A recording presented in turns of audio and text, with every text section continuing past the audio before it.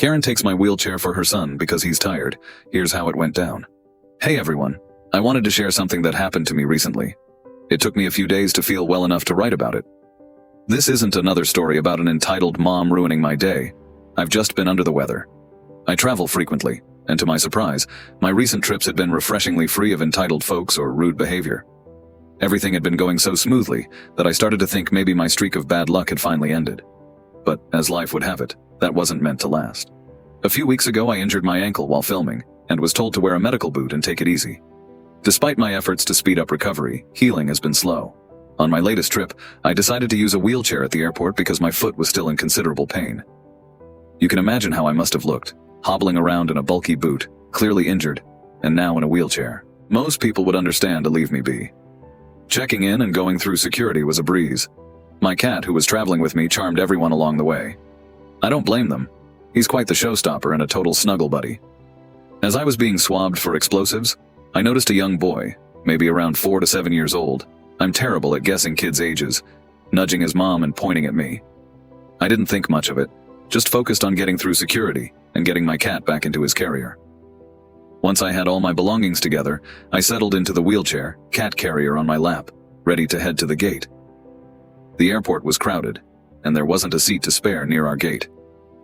Now, if you've ever traveled needing wheelchair assistance, you'll know there are generally 2 ways it goes. They either leave you in the wheelchair by the gate until it's time to board with everyone else, or they'll wheel you directly to the plane door. This time, I was left by the gate. I set my cat's carrier on the ground next to me and started checking my phone, just passing the time. That's when I felt a tap on my shoulder. I pulled off my headphones and turned around to find myself face to face with the entitled mother. You know the type. Defender of all things entitled, the very embodiment of a Karen, and the inevitable disaster that follows. With her child next to her, who seemed quite intrigued by my cat, I kept a close eye on him to make sure he wouldn't harm the poor creature. I didn't mind him peeking and playing a bit of peekaboo though. Then, the mother spoke up. "Excuse me, hi, my name's Karen," she introduced herself. "Oh, hi Karen, how's it going?" I responded politely, though she looked slightly taken aback by my casual tone. "First of all," she started, her tone sharp, "I'd appreciate it if you called me ma'am or Miss Karen. It's about manners, you know." I was taken aback by her abruptness but remained composed. "Okay.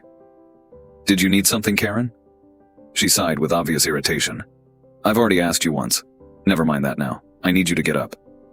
Her sudden demand surprised me, especially since she dropped the whole ma'am pretense so quickly. I assumed she must genuinely need something. "Is everything all right? Did I accidentally roll onto some of your stuff? I can move the chair so you can check if that's the case." No, she said, clearly growing more impatient. "I don't need you to move the chair. I need you out of the chair." "May I ask why?" I inquired, trying to keep my voice calm. She was visibly getting more irritated.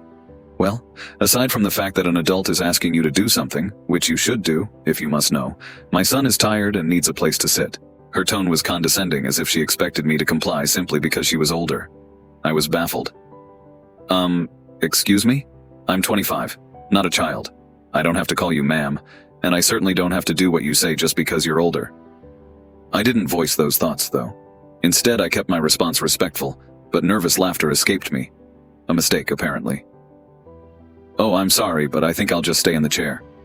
She glared at me, clearly offended. "You're laughing at my child's discomfort? What kind of person are you?"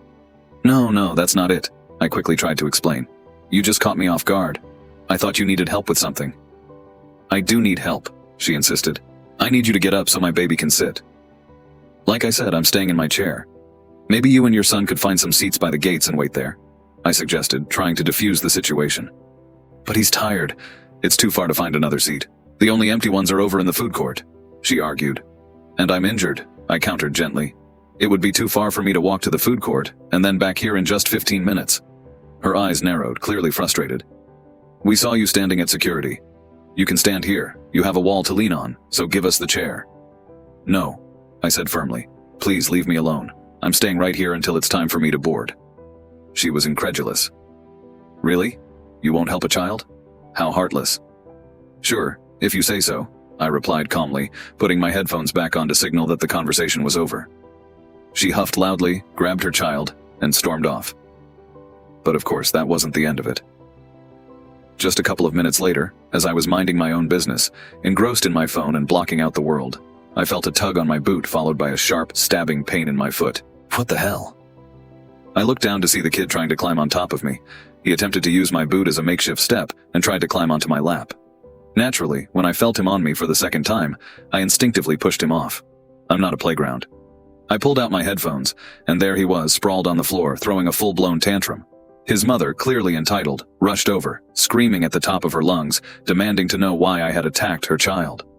Before I could even explain, she was already crying to the flight attendant who had come over to investigate the commotion. "She hurt my baby. She attacked him. I want her off this flight," she wailed, while cradling her son. The child, still sniffling, looked up and said, "Mommy, she wouldn't let me sit. You said she would let me sit on her lap. Tell her to let me sit, Mommy." Then he started making odd bleeding noises. His mother turned to me, her face contorted with anger. "See what you've done? Just give us this seat," she demanded. By now I was still seated, with the child lying on the floor, and his mother practically trying to shove me out of my seat.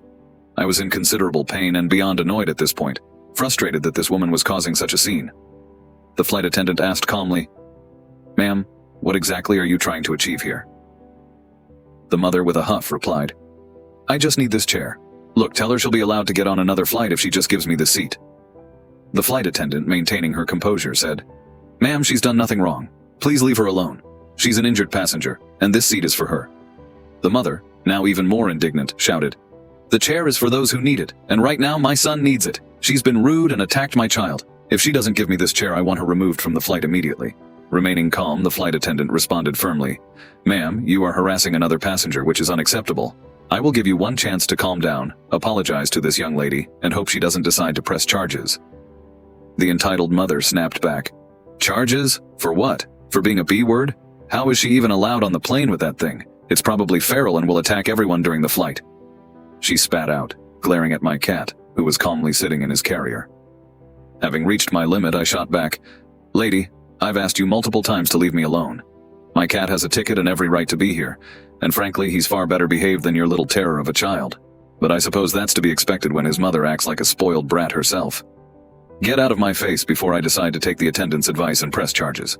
The flight attendant chimed in, "Ma'am, the cat is allowed on board. The ticket has been paid for, and it's within airline regulations. However, your behavior is not. This is your final warning. Leave this passenger alone immediately." The entitled mother's face flushed with anger as she hoisted her child up and began walking away. They stopped just 5 feet away from me, glaring daggers. Sensing trouble, I kept a close watch on them. She leaned down and whispered something to the boy, and before I could react, he bolted straight toward me, his eyes locked on my cat carrier. I wasn't sure what he intended, but my instincts as a protective cat owner kicked in. In a split second, I extended my leg, just in time to stop him. The boy collided with my boot instead of landing on my cat, which, though it blocked him, also caused me to let out a cry of pain. By then, the flight attendant had had enough. She summoned security and hurried over to check on me, as I was now in tears, just like the little hellion. The boy ran back to his mother, who clutched him tightly and shot me a look that could kill. "Why would you hurt my child like that, you witch?" she demanded. I replied, "Why would you send your kid to attack me or my cat? This is the second time he's gotten hurt doing something reckless that you told him to do." The mother, feigning innocence, replied, "I would never." But the boy, still upset, contradicted her. "But Mom, you did say to sit on the kitty's box and squish him as hard as I can." The mother, flustered, snapped at him, "Shut up! That's not what I said." Just then, security arrived, and the flight attendant informed them that a passenger needed to be removed. The entitled mother, in her delusion, assumed they were there for me, and stepped aside, pointing at me. "She's right here, take her away! She hurt my kid!" The flight attendant and I exchanged a look of disbelief before she turned to the mother. "Ma'am, you and your child will not be flying with us today. Security will escort you out and your bags will be retrieved later. Please gather your belongings and follow these gentlemen." The mother's face twisted in shock as if she had been slapped. "What do you mean? She's the one who's being rude. You need to kick her off this flight, not me. My son and I have to get on this plane. He has summer camp and we can't afford another flight. We're staying." The flight attendant, firm and unyielding, responded, "You will not be allowed on this flight. Not today, not ever. Please leave with these men, or they will escort you out." Despite her protests, she eventually grabbed her belongings and, with security at her side, left, muttering something about Jesus having a special place for people like me. Finally, peace returned, and I was able to fly without further incident. The next day, a doctor confirmed that my ankle had taken quite a hit. meaning I'd be in a boot longer than expected. The airline called to take my statement, offered compensation, and informed me that the entitled mother had been banned from flying with them in the future. It seems they were relieved that I wasn't pressing charges. Now back home and snuggled up with my cat, I couldn't help but hope that the mother ended up spending a fortune to get her kid home on time. So, tell me, am I the bad guy here? This story is wild, and it kept going long after I thought it would end. Did this mother really send her child to attack a person in a wheelchair and their cat? If the story's accurate, it certainly seems that way. Clearly, this mother has instilled some terrible behavior in her child. And while it's understandable that a tired kid might be cranky, you don't bother someone in a wheelchair. There must have been plenty of other passengers in regular seats she could have asked, or she could have let the kid sit on the floor. They're kids. They don't mind. But the worst part of all is that these people ended up causing further injury to someone who was already dealing with enough. Sometimes a negative encounter lingers in your mind, bothering you for days, but this incident went beyond that. It resulted in physical pain and worsened an existing injury. Even a child would understand how wrong this was. Then again, we already established that my aunt was acting like she came straight out of hell. She fully embraced her inner Karen when she made the absurd decision to sue the jellyfish exhibit. So, am I wrong for telling her to stop being a Karen after she threatened to sue the aquarium for getting stung by a jellyfish? My mom and I took a vacation and decided to visit a jellyfish exhibit at a large, renowned aquarium. This place had an extensive collection of jellyfish species, and it was truly mesmerizing with all the vibrant colors. However, a few tanks didn't have protective covers, making it possible for visitors to stick their hands in the water. Obviously, that's a terrible idea, and there were clear signs in English and Ukrainian warning against it. The translation was a bit off, something along the lines of, "It is forbidden to put hands in water," but the message was clear enough. Despite the warnings, my aunt, in her infinite wisdom, decided to touch the jellyfish, confidently claiming she had handled similar ones on the beach and knew they were harmless. I tried to dissuade her, but she brushed me off and went ahead anyway. The result? Immediate pain and a lot of screaming. Some elderly Ukrainian visitors nearby found the situation amusing, which only fueled her outrage. When an employee arrived, struggling with English but clearly exasperated, he bluntly told her it was foolish to touch the jellyfish. Naturally, she demanded to see the manager and began ranting about how she was going to sue. At that point, I'd had enough. I told her to stop making a scene, but my mom insisted I should show more respect. I disagreed, stating my aunt was being ridiculous and that we should leave the staff alone. We ended up taking her to a clinic where she was treated and declared fine. Nevertheless, she continued talking about suing the aquarium, and I bluntly told her to drop it because it was her own fault. Most of my family sided with me, but my mom supported her. So, am I the jerk here? Absolutely not. Sometimes people need to hear the harsh truth, or they'll just keep making foolish decisions. This situation is a textbook example of Darwinism in action. My aunt is behaving like a child, and without someone to call her out, who knows what she might do next? Walk into traffic, maybe. But turning her frustration on the employees and threatening a lawsuit is the ultimate Karen move. Speaking of Karens, there's another story. Picture this. I'm 29, though I look a bit younger, and I use a walking stick for mobility. This sometimes leads to encounters with ignorant people who have all sorts of misconceptions about disabilities. I was in a large supermarket, minding my own business and checking out some condiment jars, when an older woman dressed in a business suit and exuding arrogance approached me. She demanded to know where the bread was. Caught off guard, I hesitated for a moment, trying to gather my thoughts. But before I could answer, she snapped, "How do you not know where it is? You work here, right? Are you new?" For context, the actual store employees wore black trousers and green polo shirts, not even close to what I was wearing. I was dressed in a flowing black maxi skirt and an oversized pink t-shirt. When a woman approached me, I kindly informed her, "I don't work here, but I believe the bread is down by the bakery section." Instead of acknowledging my response, she pressed further, "Are you going to show me, or should I get the manager?" Trying to maintain my composure, I repeated, "I'm just another shopper here. Head towards the bakery and you'll find the bread there." As I turned to walk away, she noticed my cane. Deliberately blocking my path, she sneered, "Why do they even let people like you work here? You're worthless." Again, I calmly asserted, "I've already told you I don't work here. I'm just trying to do my shopping. If you don't leave me alone, I'll get an employee to assist you." At that moment, an employee who had been observing the exchange stepped in, informing her that I was not an employee, but that he could help her. Muttering something about useless millennials, she finally walked away. The employee then asked if I was okay, mentioning he had seen the whole incident unfold. I assured him I was fine and thanked him for stepping in. It's clear that dealing with such nonsense is beyond what anyone should have to tolerate in their job. So, tell me, am I the one in the wrong here? Sadly, it seems we still encounter people who don't grasp the concept of a disability. On a personal note, I'm 32, and there was a period where I had to use a cane for a few months. During that time, I'd occasionally ask someone on the bus to move so I could sit, only to receive skeptical looks, as if they were questioning whether I truly needed the cane. It's disappointing that such attitudes exist, but they do. While I can't fully comprehend why someone would fake a disability, I find it equally troubling that some people automatically assume others are pretending. In this case, the woman was repeatedly told I didn't work there, yet she continued to harass me. Whatever issues she had, I was just another customer, minding my own business like everyone else. People like that should just let others be. Now onto a different experience with a landlord whose religious fervor seemed to overshadow basic decency. I wasn't sure where to share this story, but now that it's all over, I feel compelled to put it into words. I used to run a small bakery in a boutique shopping center, which was home to various businesses, all run by women. The landlord, along with most other tenants, was deeply religious, which wasn't surprising, given that I live in the South. As an atheist, I kept my beliefs to myself and had no issues with her or her faith. In fact, I had a great relationship with everyone at the center, including the landlord, until about 10 months into my one-year lease. That's when a woman who coveted my space discovered I was an atheist and revealed it to the landlord. Almost immediately, my relationship with the other vendors soured. Suddenly, loud religious music was blaring in the common areas, audible through my windows and even my closed door. Then came a 25% rent increase, applied only to me, despite earlier assurances that the rent would not go up. Even after all this, when I renewed my lease, the landlord flat out terminated it, claiming the renewal never happened. Between the rent hike and the lease termination, she apologized for her behavior, saying that Jesus wouldn't approve of how she treated me. She admitted that learning about my atheism, when she had assumed I was Christian, had thrown her off, and she didn't know how to act around me. The situation reached its peak when she changed the locks on my bakery's door 2 weeks before my lease was up.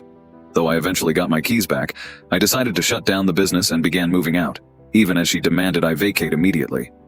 I had invested several $1,000s in redecorating the space and installing the necessary electrical lines. Over that year, I drained my savings into the business.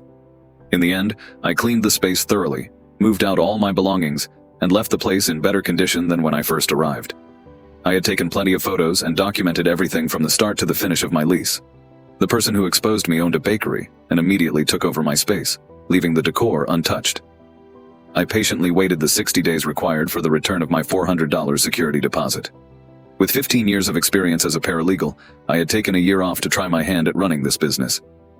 On the 61st day, I had one of the attorneys at my firm draft a letter to the landlord, demanding the $400 I was legally owed.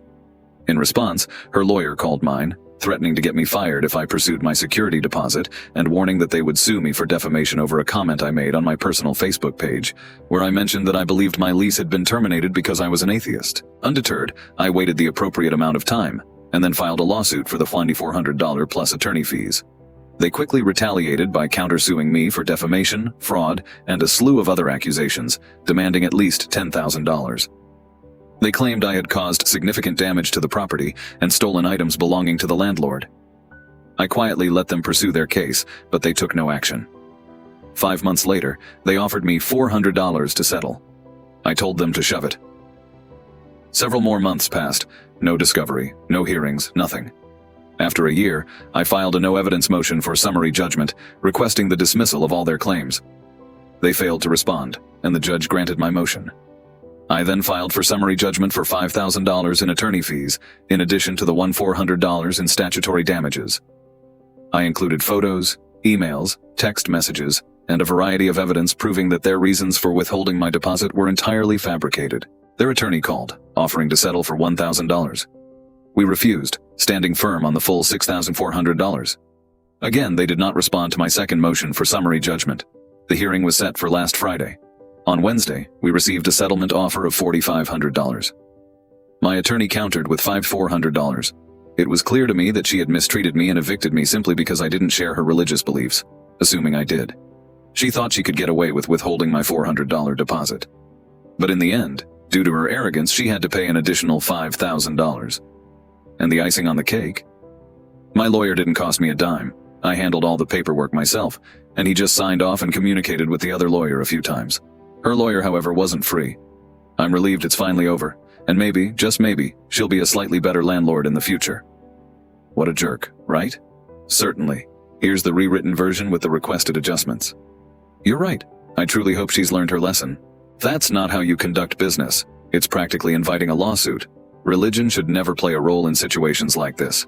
In the end, as long as she keeps her place tidy, doesn't cause any trouble, and pays her rent on time, what she does in her personal life is none of your concern. But what can I say? It's just another case of someone being offended by choices that aren't theirs to make. It's unfortunate that the person couldn't get their business off the ground, but hopefully they managed to find a new location and start fresh.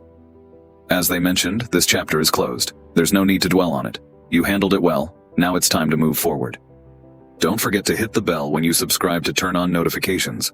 Thanks for watching, and we'll catch you next time.